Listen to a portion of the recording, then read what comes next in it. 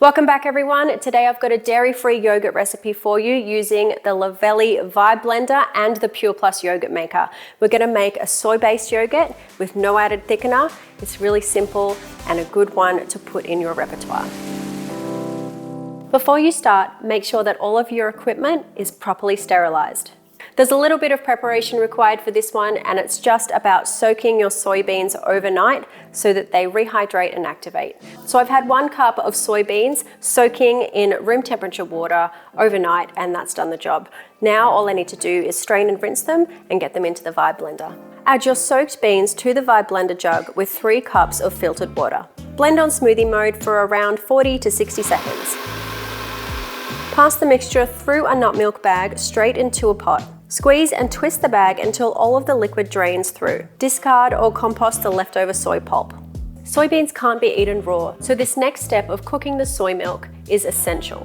Add another 5 cups of filtered water to the pot and gently simmer the milk for 15 minutes. Keep a close eye on this as it comes to the boil and make sure that you give it a whisk occasionally.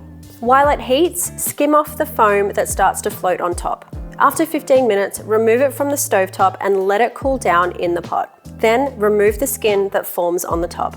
Once the milk has cooled down to below 42 degrees Celsius or 108 degrees Fahrenheit, pour it into a sterile yogurt making jar. Add 1 teaspoon of sugar and your preferred starter culture and gently whisk it through. Place the yogurt jar into the base of the yogurt maker and pour water into the base up to the tall line indicator. Place the cover on and use the digital control panel to set the temperature to 38 degrees Celsius or 100 degrees Fahrenheit and the time to 15 hours. Don't forget to hit confirm.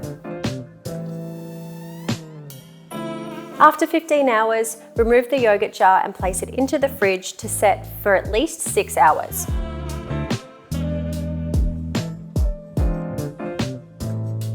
As you can see, the consistency is really nice and thick. However, if you want it to be a little more creamy and smooth, then give it a really good whisk and that should do the trick.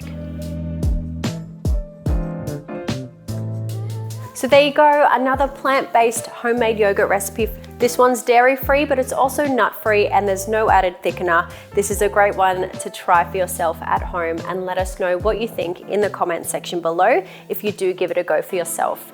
If you haven't already, then hit subscribe so you don't miss out on any of our recipes to come.